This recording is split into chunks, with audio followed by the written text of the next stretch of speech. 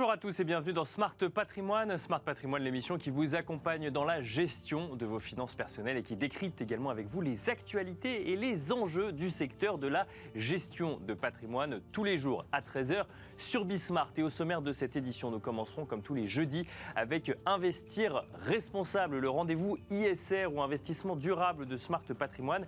Et en l'occurrence, nous nous pencherons aujourd'hui sur la 3e édition du baromètre de l'investissement responsable réalisé par CPR Asset Management. Un baromètre qui met l'accent sur la volonté des épargnants et des conseillers de comprendre l'impact des placements, notamment sur les sujets environnement, plus spécifiquement. Nous en reviendrons dessus dans un instant avec Arnaud Faller, directeur général délégué en charge des investissements chez CPR AM. Nous enchaînerons ensuite avec Enjeu Patrimoine. Enjeu Patrimoine où nous reviendrons sur l'un des placements préférés des Français, à savoir l'assurance vie. Nous aurons le plaisir de recevoir sur le plateau de Smart Patrimoine Hugo Bry, membre du comité exécutif de Generali France en charge du marché de l'épargne et de la gestion de patrimoine. Nous lui poserons une question très simple.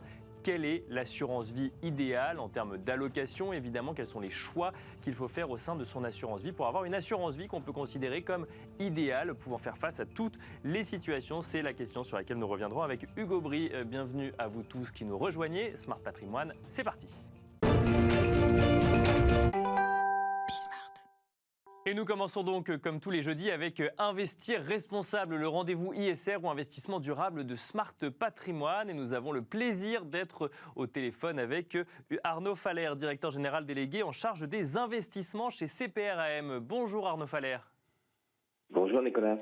Alors, on va échanger avec vous durant une dizaine de minutes sur l'investissement responsable, sur la vision de l'investissement responsable, côté épargnant, mais également côté professionnel de la gestion de patrimoine, à la lueur, si je puis dire, du 3e baromètre de l'investissement responsable que vous avez réalisé chez CPRM. On comprend dans ce baromètre qu'il y a une volonté de plus en plus forte, alors du côté des épargnants, mais aussi des conseillers, mais on va commencer par les épargnants, de comprendre finalement l'impact concret des placements. On va y venir. Tout d'abord, Arnaud Faller, première question. Est-ce que vous constatez une appétence toujours plus grande vis-à-vis de ces placements côté épargnant, Arnaud Faller? Oui, alors c'était effectivement intéressant de noter que c'est la 3e édition de ce baromètre et de voir comment évolue le degré d'exigence envers l'investissement responsable, que ce soit vu des épargnants ou vu des conseillers. Alors, vu des épargnants, le constat est le suivant. Donc, d'abord, il y a toujours une confiance envers l'investissement responsable, puisqu'ils expriment à 66% que l'investissement responsable est de nature à renforcer la confiance qu'ils ont dans leur épargne.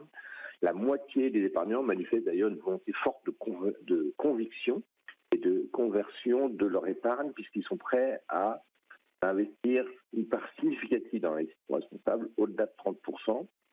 Et le point marquant, je trouve, de cette émission, c'est qu'aujourd'hui, il n'y a plus d'opposition entre la partie financière et la partie extra-financière. C'est vraiment important, puisque les épargnants nous disent qu'à hauteur de 64%, qu'ils placent l'impact extra-financier de leur investissement au moins au même niveau que la performance financière.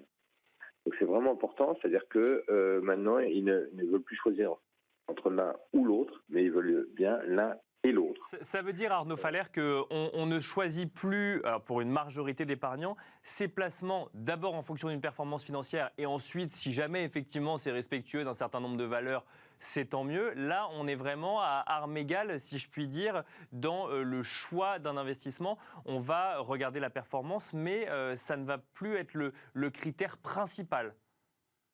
Ben oui, ils nous disent à risque équivalent, ils placent l'impact au moins au même niveau que la performance financière elle-même. Encore une fois, ils ne veulent plus choisir l'un au détriment de l'autre. Et donc ça, c'est une évolution assez forte de cette 3e édition.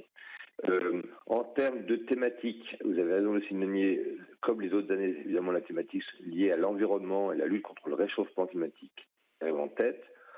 L'éducation arrive pas très loin. Ça a souligné aussi, c'est dans le contexte européen actuel. Et une autre conclusion côté épargnant, c'est qu'ils veulent effectivement avoir encore plus de concret.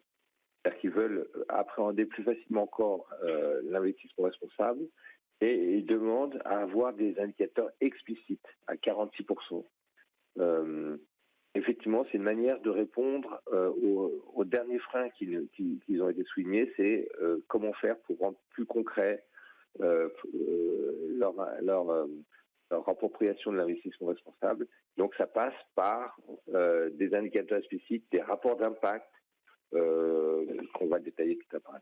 Alors justement, parce qu'il y a cette notion de rendre effectivement les investissements responsables plus concrets, il y a des indicateurs ou des aides aujourd'hui qui peuvent aider justement à comprendre l'investissement responsable, c'est notamment les labels. Et alors on voit dans la 3e édition du baromètre de l'investissement responsable qu'il y a un certain scepticisme vis-à-vis des labels, qu'il ne suffit pas qu'un fonds soit labellisé ISR pour donner un nom, mais au sens plus général, que ce soit un label ou un autre, pour convaincre l'épargnant d'y investir, Arnaud Faller.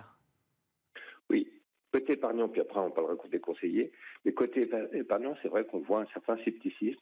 Alors, notre interprétation, c'était effectivement, il y avait dans le temps une polémique sur la gouvernance du label, pas tant sur les critères techniques que les fonds doivent respecter, mais plutôt sur la gouvernance. Et on sait que depuis, il y a une réforme du comité du label.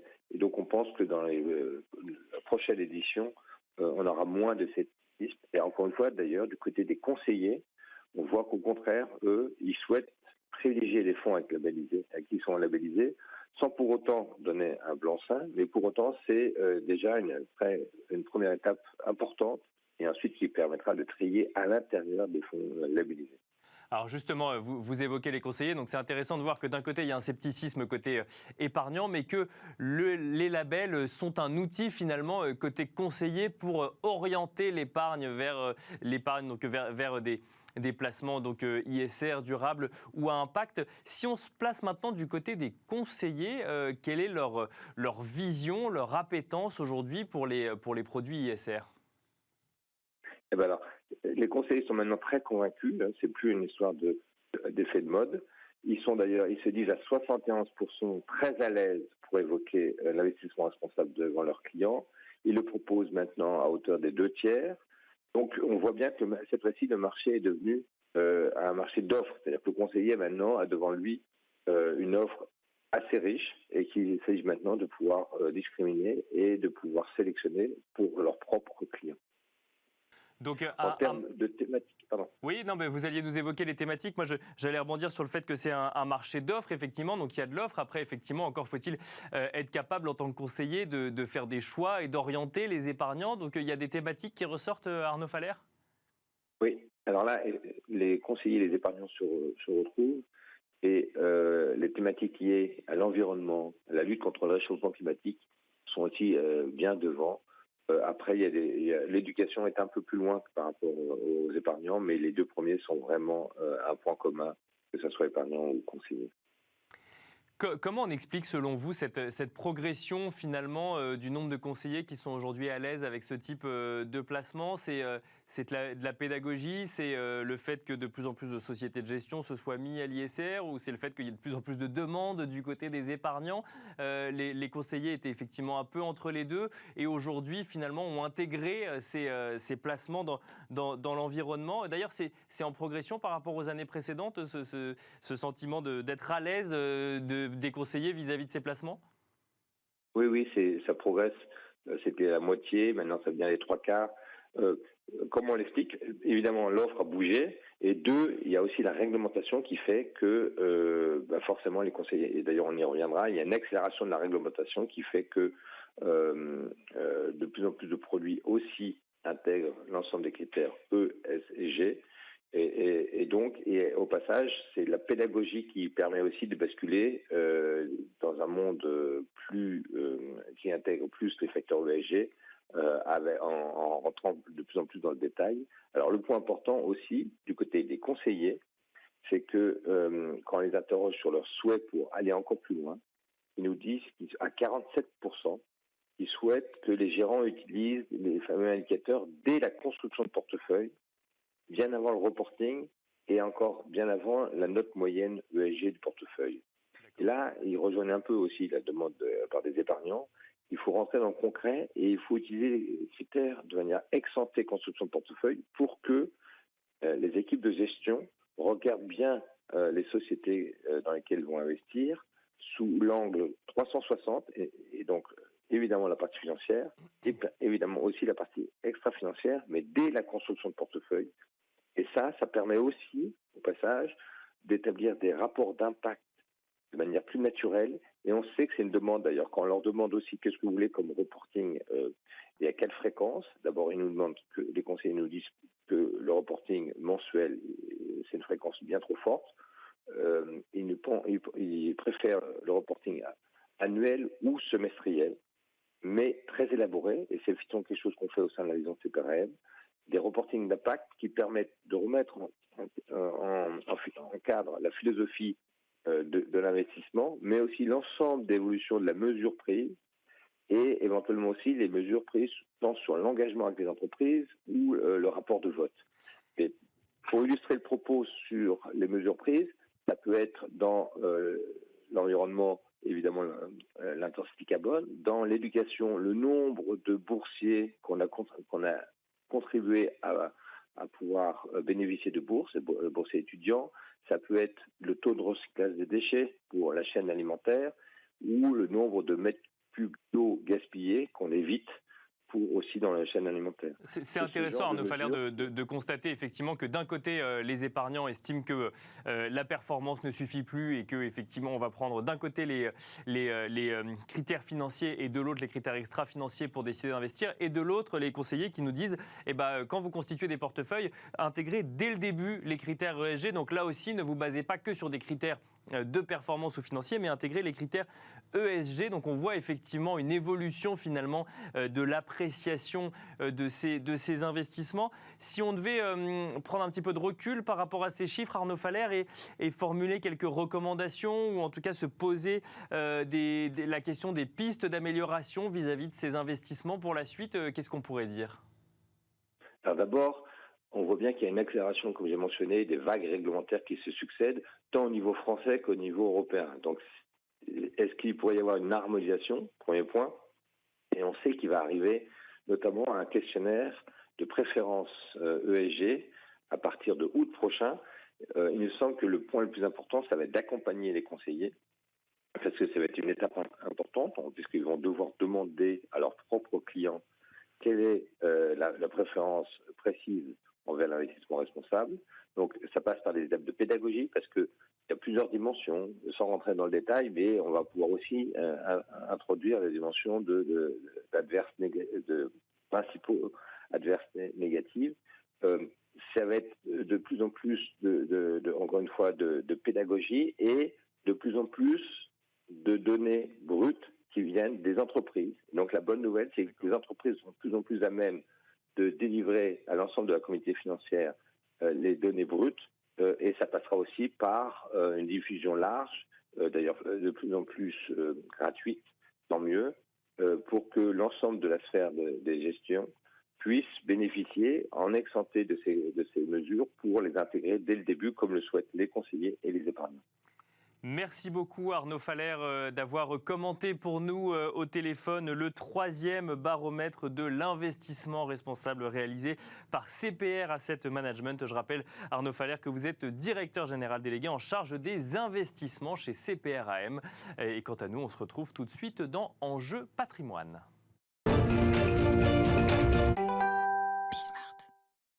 Et nous enchaînons à présent avec Enjeu Patrimoine. Enjeu Patrimoine, nous allons revenir sur un placement que vous connaissez bien, que vous possédez déjà sûrement, à savoir l'assurance vie.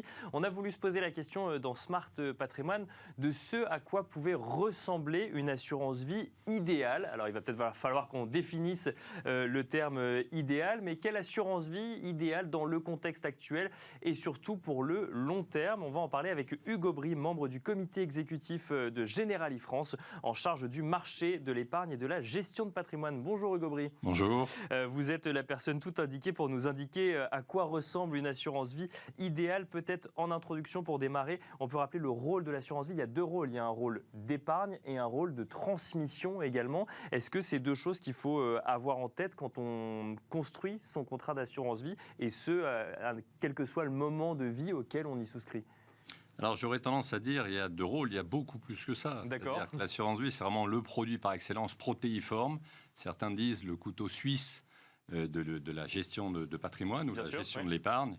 Alors vous l'avez dit, oui, il y a un rôle de transmission, il y a un rôle d'épargne de précaution, il y a un rôle aussi de financement de projet, il y a un rôle de complément de retraite. On le voit bien, en tout cas, l'assurance vie, d'abord, c'est le produit préféré des Français, 1900 milliards. Et quand on regarde un tout petit peu ce qui se passe, là où de temps en temps on entendait un peu le chant du cygne, est-ce que c'est pas la fin de l'assurance vie avec l'arrivée du PER? Je pense que les dernières statistiques l'ont montré l'année dernière, avec un peu plus de 150 milliards de collecte. On est loin d'imaginer que c'est le chant du cygne, puisque en vitesse de croisière, c'est un produit qui normalement lève entre 110 et 120 milliards. Donc protéiforme, couteau suisse de la gestion d'épargne. Et alors justement, je réagis sur le côté protéiforme et peut-être en lien avec le PER, c'est que le PER a une promesse claire, par exemple, c'est préparer sa retraite. L'assurance vie, vous nous l'avez dit, ça peut correspondre à plein d'objectifs différents. Comment est-ce que du coup, on arrive à construire une assurance vie idéale, entre guillemets, en face à des objectifs qui peuvent être très différents au sein même de ce véhicule d'investissement ? Alors effectivement, il n'y a pas d'assurance vie idéale. L'assurance vie est le produit idéal, mais il n'y a pas d'assurance vie idéale. Comment on peut analyser ça? D'abord, la première chose, c'est quand on regarde un tout petit peu historiquement. L'assurance vie, c'est deux supports principalement, deux moteurs de performance. Le premier, c'est le fonds euro, que tout le monde connaît. Ouais. On y reviendra d'ailleurs, oui. Probablement. Et puis à côté, ce sont les unités de compte. Les unités de compte, ça peut prendre toutes sortes de formes. Ça peut être des titres vifs, mais ça peut être aussi et principalement des OPCVM, des fonds de placement. Bien sûr. Oui. Voilà. Donc historiquement, quand on regarde le stock, les 1900 milliards, vous avez à peu près 80% de fonds euros et 20% d'unités de compte. 80% de fonds euros sur lesquels les clients ne subissent pas les aléas de marché. En fait, c'est ce qu'on appelle, cette partie-là n'est pas mark to market. Et donc, on voit bien que historiquement, le fonds euro est la colonne vertébrale des contrats. Et vous avez en gros 80% qui vit au rythme des taux qui sont servis tous les ans. Et puis, on va aller booster la performance, on va aller tilter la performance, on va aller chercher un excédent de performance sur tout ce qui est en unité de compte. Bon. Alors justement, peut-être sur les fonds euros, parce qu'effectivement, il y a ce mécanisme de construction avec la partie sûre, hein, si je peux le dire ainsi, qui sont donc les fonds euros, et puis après la partie un peu plus risquée, mais donc on va chercher de la performance avec l'unité de compte. Dans le contexte actuel d'inflation, par exemple, et d'ailleurs d'inflation actuelle, mais de critique depuis plusieurs années vis-à-vis des fonds euros, est-ce que dans un portefeuille idéal, même si vous m'avez effectivement dit qu'il n'y a pas d'assurance vie idéale, les fonds euros doivent prendre une place moins importante aujourd'hui du fait de la perte de pouvoir d'achat en lien avec l'inflation et mise au regard des rendements des fonds euros? Alors, nous, en tout cas, c'est ce qu'on prône chez Generali, pour une simple bonne raison que ces dernières années, alors, effectivement, on parle d'inflation aujourd'hui, mais je vous rappelle, il n'y a pas très longtemps, les taux étaient négatifs. Bien sûr. Or, un fonds euro, c'est ni plus ni moins que nous, de l'autre côté, quand les clients placent leur argent dans un fonds euro, nous, on va acheter de la dette d'État et puis toutes sortes de produits. Bon, on voit bien qu'à partir du moment où les taux sont négatifs, c'est compliqué de servir quelque chose sur les fonds euros. Bon. Donc, on ne dit pas que le fonds euro a disparu. On dit simplement que le fonds euro ne peut plus être cette colonne vertébrale du contrat. Et donc, du coup, il doit jouer un rôle, mais ce n'est plus le rôle à 80%. D'accord. Donc, le fonds euro n'est plus la colonne vertébrale de l'assurance vie. Ce n'est plus la colonne vertébrale de l'assurance vie. Par contre, on imagine bien qu'il faut retrouver, puisque vous savez, en France, les Français, les épargnants français ont peu d'appétence pour le risque. Et donc, du coup, il faut arriver à retrouver des produits qui vont quelque part sans être l'euro, puisque vous savez, l'euro, c'est ce triptyque entre la performance, la liquidité et la garantie en capital. Sûr. Donc, il faut aller trouver des produits qui capitalisent doucement, avec une volatilité, c'est-à-dire une variabilité limitée, et donc, du coup, qui vont pouvoir jouer ce rôle sans être l'euro, vont pouvoir jouer le rôle de cet euro. Et donc, du coup, nous, chez Generali, ce qu'on propose, c'est de se dire, en gros, il faut faire des choses simples. Vous devez avoir un tiers de fonds euros. D'accord. Donc, on garde le fonds euro, mais vous nous avez parlé de 80-20 tout à l'heure. Là, maintenant, on passe à un tiers. Voilà. J'ai un tiers de fonds euros qui n'est plus la colonne vertébrale, qui est une poche de sécurité, une poche de liquidité. J'ai mon tiers d'unité de compte. Alors, c'était 20%, vous m'en voulez pas. C'est à peu près un tiers d'unité de compte. D'accord. Qui, là, c'est les unités de compte qu'on avait déjà auparavant. Et puis, au milieu, il faut aller chercher des supports. Et ces supports, ça va être des supports dits quelque part alternatifs. Je vais avoir du fonds croissance, on en reparlera peut-être tout à l'heure. Je vais avoir des produits structurés. Vous savez, les produits structurés sont des produits où on arrive à structurer le profil, c'est-à-dire on met des garanties ou des protections. Bien sûr. Et puis on est indexé sur les marchés. On investit sur les marchés financiers, mais avec on ne va pas rentrer dans le détail, mais les produits structurés permettent d'aller chercher un rendement plutôt que la performance d'une action à la hausse ou à la baisse. Exactement. Et puis on a des protections dedans, soit des garanties, soit des protections. Et puis Les petits derniers là-dedans, et je pense que c'est important, c'est la loi Pacte qui nous a permis ça. Les petits derniers, ce sont ce qu'on appelle les actifs réels, toute la partie non cotée. D'accord. Alors, tout n'est pas à prendre dans la partie non cotée, parce que vous avez aussi des choses qui sont très risquées. Mais c'est d'aller chercher, par exemple, de l'immobilier, c'est d'aller chercher de l'infrastructure. L'infrastructure, ce sont ces grands projets qui avant étaient l'apanage des institutionnels. Aujourd'hui, on a réussi à faire en sorte que les clients particuliers, au travers de l'assurance vie, notamment chez Generali, puissent souscrire ce type de projet. Donc, 1/3 d'euros, 1/3 d'unité de compte classique, et puis au milieu, des supports qui sont des supports un peu alternatifs. Et au total, vous retrouvez bien 2/3, 1/3.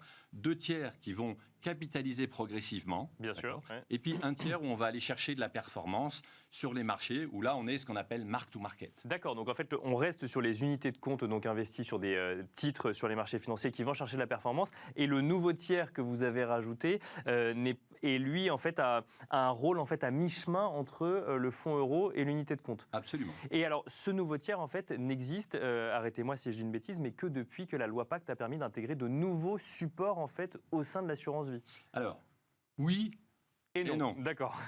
C'est la bonne réponse.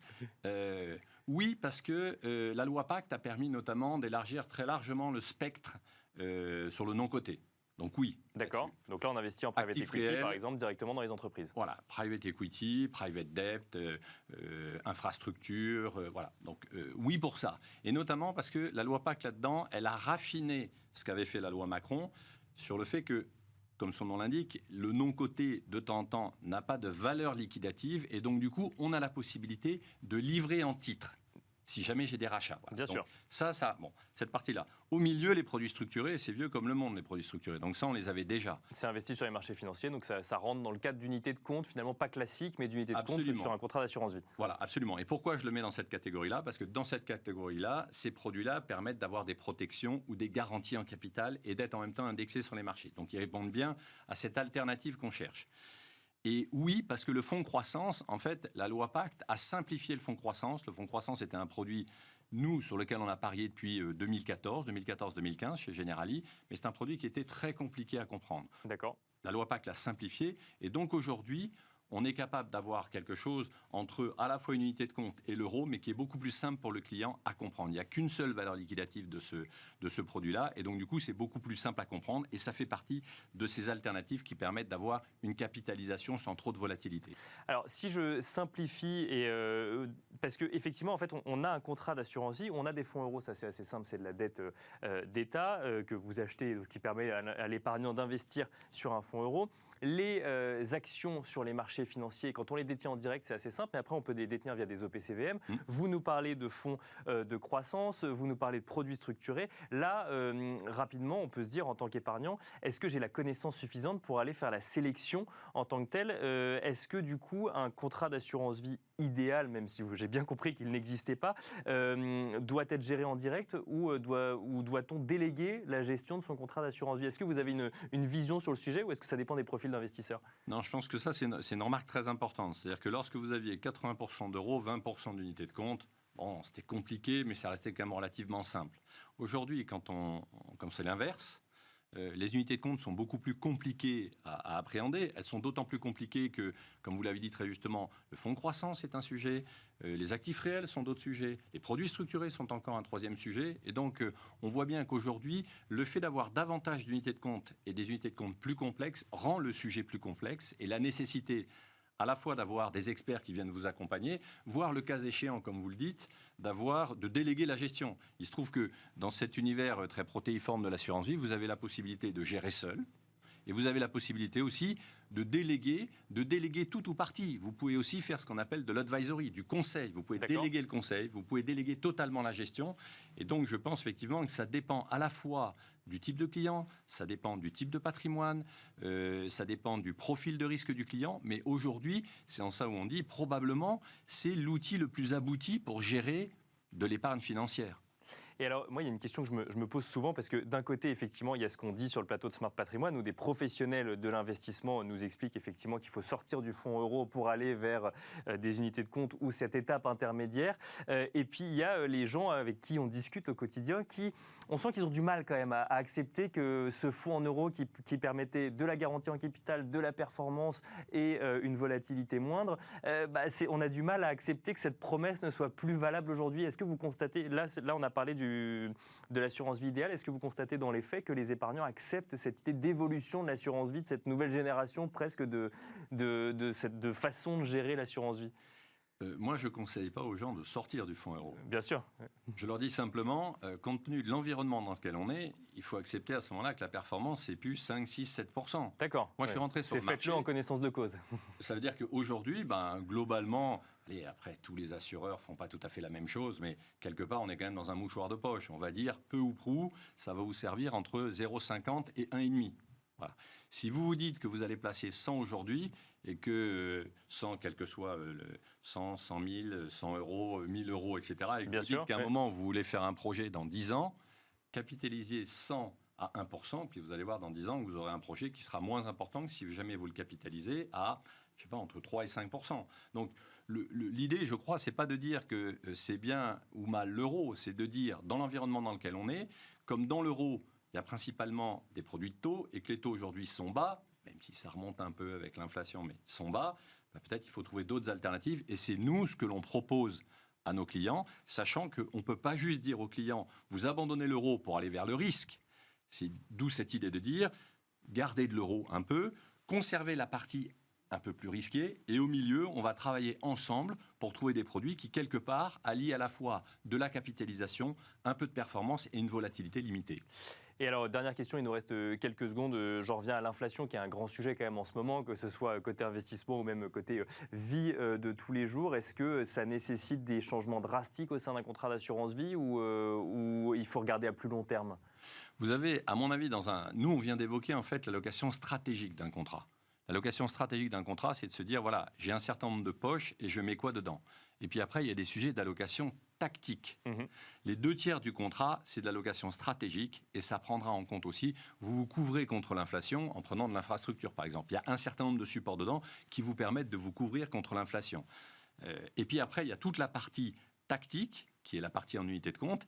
Et là, quelque part, j'en reviens à ce que vous disiez tout à l'heure. C'est-à-dire que cette partie-là, soit vous êtes capable, vous, en tant qu'épargnant, de la gérer vous-même, et vous dites, j'achète ou je vends, là, il y a trop d'inflation, donc je vais plutôt là-dessus. Soit vous déléguez. Moi, à mon avis, dans la complexité de l'environnement économique que l'on a, y compris, et malheureusement dans cette période de conflit en Europe, en Ukraine, à mon avis, c'est beaucoup plus sûr d'aller déléguer ça ou d'être accompagné par quelqu'un pour vous aider à gérer l'ensemble de votre patrimoine. Et à regarder ça au quotidien. Merci beaucoup, Hugo Bry, de nous avoir détaillé, selon vous, donc pas forcément l'assurance vie idéale, mais la manière idéale de gérer son assurance vie. Je rappelle que vous êtes membre du comité exécutif de Generali France, en charge du marché de l'épargne et de la gestion de patrimoine. Merci beaucoup. Je vous remercie. Et merci à vous de nous avoir suivis. Je vous donne rendez-vous demain à 13h sur Bismart pour un nouveau numéro de Smart Patrimoine. Et d'ici là, n'hésitez pas évidemment à nous suivre en replay et n'oubliez pas que nous sommes également présents sur toutes les plateformes de podcast.